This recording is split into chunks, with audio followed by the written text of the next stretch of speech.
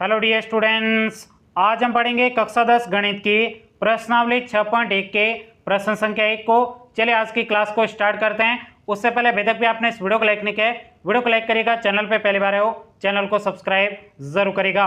तो देखिएगा प्रश्न संख्या 1 में कहा जा रहा है, कोष्टकों में दिए गए शब्दों में से सही शब्दों का प्रयोग करते हुए रिक्त स्थानों को भरिए। देखिएगा साथियों, ये प्रश्न आपके बहुत ही ज्यादा सरल है। इस प्रश्न को सॉल्व करने के लिए सबसे पहले आपको सर्वांग सम क्या होता है, समरूप क्या होता है, यदि ये दोनों पता है तो आप इस प्रश्न को बहुत ही सरल तरीके से सॉल्व कर लोगे। तो सबसे पहले मैं आपको सर्वांग सम और समरूप क्या होता है इनको बहुत ही आसान तरीके से समझा देता हूं, और उसके बाद में मैं इस प्रश्न को आपके बहुत ही सरल तरीके से आपको समझा दूंगा। तो सबसे पहले मैं यहां पे लिखता हूं सर्वांग सम,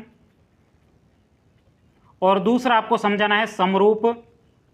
समरूप, अब देखिएगा सर्वांग सम है या फिर नहीं तो कैसे पता करेंगे, उसकी संगत भुजाएं बराबर होनी चाहिए। क्या बराबर होनी चाहिए? संगत भुजाएं बराबर होनी चाहिए। और दूसरा आपके संगत कोण बराबर होने चाहिए। यदि ये दो बातें हैं, संगत भुजाएं और संगत कोण दोनों बराबर है, तो वो आकृति आपके कैसी हो जाएगी? सर्वांग सम हो जाएंगी। और समरूप कैसे पता करेंगे? तो उसके लिए सबसे पहले पता होना चाहिए संगत कोण बराबर होने चाहिए। संगत कोण क्या होने चाहिए? बराबर। ये पहली विशेषता।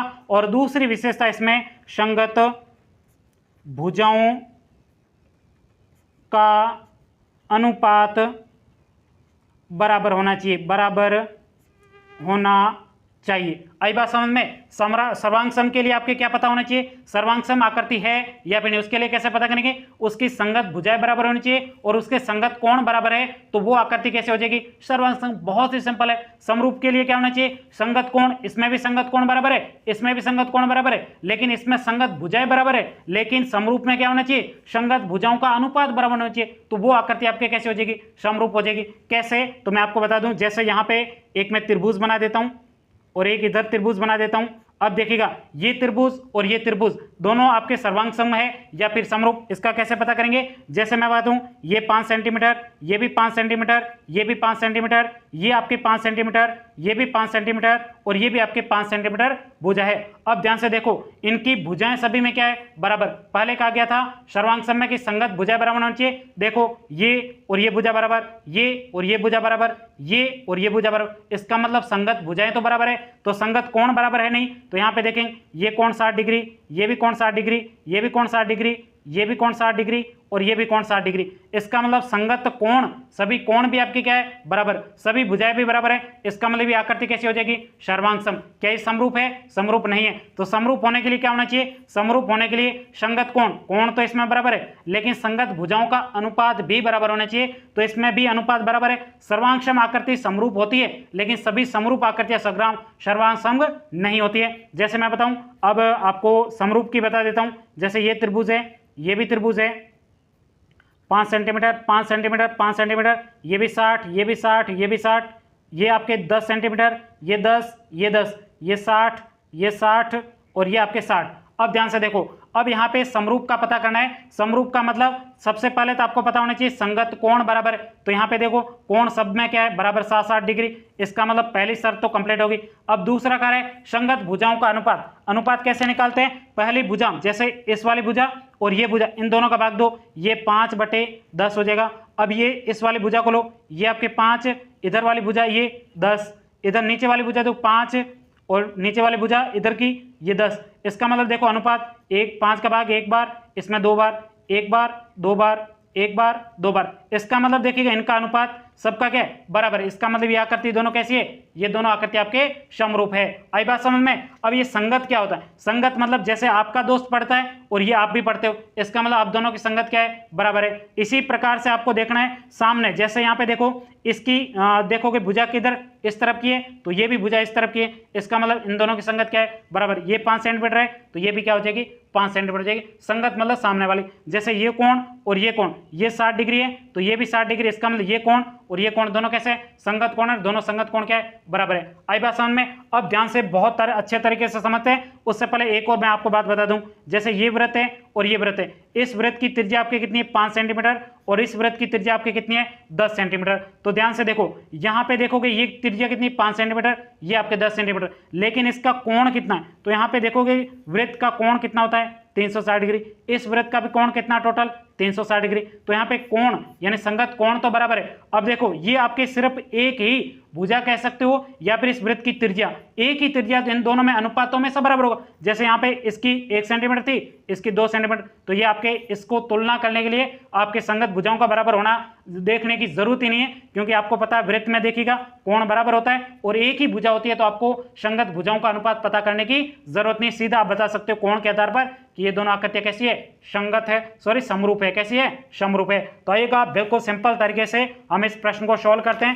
पहले प्रश्न में कहा जा रहा है सभी वृत्त होते हैं। अब आप मुझे बताइए सभी वृत्त, जैसे यहां पे बताऊं ये वृत्त और ये वृत्त, अब देखो इसकी त्रिज्या कितनी है 5 सेंटीमीटर, इसकी त्रिज्या कितनी है 10 सेंटीमीटर। अब ध्यान से देखो, क्या ये दोनों सर्वांग सम है, सर्वांग सम होने के लिए दोनों की त्रिज्या क्या होनी चाहिए 5-5 सेंटीमीटर। ये दोनों तो सर्वांग सम है, लेकिन ये दोनों सर्वांग सम नहीं है, तो ये दोनों कैसे है, तो अभी मैंने बताया तो कोण तो सभी में क्या है 360 डिग्री और एक एक ही भुजा, तो तुलना समान अनुपात देखने की जरूरत नहीं है। ये दोनों आकृति कैसे हो जाएगी, समरूप। तो यहां पे लिखेंगे समरूप, बहुत ही सरल है, ये आपके समरूप हो गया। उसके बाद में देखो सभी वर्ग होते हैं, सर्वांग सम होते हैं या फिर समरूप। आइए देखते हैं, ये मैंने यहाँ पे वर्ग की आकृति बना दी, यहाँ पे मैंने वर्ग की आकृति बना दी। वर्ग में सभी भुजाएं बराबर होती है 5 5 5। अब यहाँ पे 10 10 10 10। अब देखो, अब ये भी वर्ग है, ये भी वर्ग है, बताइए सभी की भुजाएं बराबर है, क्योंकि सर्वांग सम में हमने देखा था कि सर्वांग सम में इसकी भुजा और इसकी भुजा दोनों भुजाएं बराबर होनी चाहिए। तो इसमें भुजाएं तो बराबर नहीं है, लेकिन कोण देखोगे वर्ग में सभी कोण कितने डिग्री के होते हैं 90-90 डिग्री, इसमें भी 90-90 डिग्री के कोण तो बराबर है, लेकिन भुजाएं बराबर नहीं है, तो ये सर्वांग सम नहीं होगी। तो आपके कैसे हो जाएगी, समरूप हो जाएगी। समरूप में भुजाओं का क्या होना चाहिए, अनुपात बराबर। तो देखो ऊपर वाली भुजा 5 है, इसमें ऊपर वाली भुजा 10 है, तो ये 5/10। उसके बाद नीचे वाली भुजा 5 है, नीचे वाली 10 है, 5/10। ये देखो ये भी बराबर, ये भी बराबर। इधर साइड वाली भुजा 5 है, इसमें साइड वाली भुजा 10 है, ये भी बराबर। यानी संगत भुजाओं का अनुपात भी क्या रहा है, बराबर आ रहा है। इसका मतलब सभी वर्ग क्या होते हैं, समरूप होते हैं। तो यहां पे लिखेंगे समरूप। आई बात समझ में। अब देखिए सभी त्रिभुज समरूप होते हैं। अब देखो सभी त्रिभुज समरूप होते हैं कि नहीं होते, कौन से त्रिभुज, समद्विबाहु त्रिभुज। समद्विबाहु त्रिभुज समरूप नहीं होंगे, क्योंकि समरूप होने के लिए सभी भुजाओं का बराबर होना जरूरी है। देखिएगा ये आपके दोनों त्रिभुज है, अब इसमें 2 भुजाएं बराबर हो, तीसरी भुजा अलग हो, तो आपके समरूप नहीं होगा। समरूप होने के लिए सभी भुजाएं बराबर होनी चाहिए। तो आप बताइए समद्विबाहु में कितनी भुजाएं बराबर है, 2 भुजाएं बराबर है। समबाहु त्रिभुज में समबाहु यानी सभी भुजाएं बराबर है, तो आपके कौन सा समरूप त्रिभुज होगा, समबाहु त्रिभुज क्या होगा, समरूप होगा, क्योंकि समबाहु त्रिभुज में सभी कोण 60-60 डिग्री के होते हैं, ये 60-60 डिग्री के, और उसमें क्या होते हैं सभी भुजाएं क्या होती है बराबर। जैसे ये 5 सेंटीमीटर, ये 5, ये 5, ये 10, ये 10, ये 10, क्योंकि ये समरूप हो जाएगा, क्योंकि कोण सभी में क्या है बराबर, इसमें भी कोण क्या है बराबर। अब यहाँ पे भुजाओं का अनुपात क्या होगा, बराबर होगा। तो ये दोनों आपके आकृति कैसे हो जाएगी, समरूप हो जाएगी। क्यों है समरूप, क्योंकि इनकी सभी भुजाएं बराबर है, और सभी भुजाएं बराबर वाला त्रिभुज कौन सा होता है, समबाहु त्रिभुज। तो यहाँ पे लिखेंगे सभी समबाहु, कैसे, समबाहु त्रिभुज क्या होते हैं, समरूप होते हैं। अब यहाँ पे चौथा प्रश्न पूछे गए, भुजाओं की समान संख्या वाले 2 बहुभुज समरूप होते हैं यदि उनके संगत कोण आपके समरूप कब होंगे, जब उनके संगत कोण कैसे होने चाहिए, बराबर। तो पहले खाली स्थान में क्या आ जाएगा, बराबर, क्योंकि मैंने आपको बताया था समरूप हो या फिर सर्वांग सम हो, दोनों में आपके संगत कोण तो क्या होने चाहिए, बराबर होने चाहिए। तो यहाँ पे लिख दिया। उसके बाद में कहा उनकी संगत भुजाएं, अब यहाँ पे ये समरूप है, समरूप है तो उनकी संगत भुजाएं कैसी होनी चाहिए, संगत भुजाएं समान अनुपात में होने चाहिए, समानुपाती होने चाहिए। कैसी होने चाहिए, समानुपाती। तो यहाँ पे लिखेंगे समानुपाती, समानुपाती। यहीं तक ही आपको इस पहले प्रश्न को सॉल्व करना था। उम्मीद करता हूं ये पूरा प्रश्न आपको बहुत ही अच्छे तरीके से समझ में आया होगा। कहीं पर भी कोई डाउट हो तो आप मुझे कमेंट्स करके बता सकते हो, और अभी तक भी हमारे व्हाट्सएप ग्रुप में नहीं जुड़े हो, लिंक आपको डिस्क्रिप्शन बॉक्स में दिए गए, वहां पे क्लिक करके आप हमारे व्हाट्सएप ग्रुप में जुड़ सकते हो। और आपको किसी भी प्रकार की मेरे से बात करनी है तो आप सीधा मुझे कॉल करके भी पूछ सकते हो, मैं आपको वहां पर भी अच्छे तरीके से प्रश्न को समझा दूंगा। तो साथियों मिलते हैं अगली क्लास में, तब तक के लिए जय हिंद, जय भारत।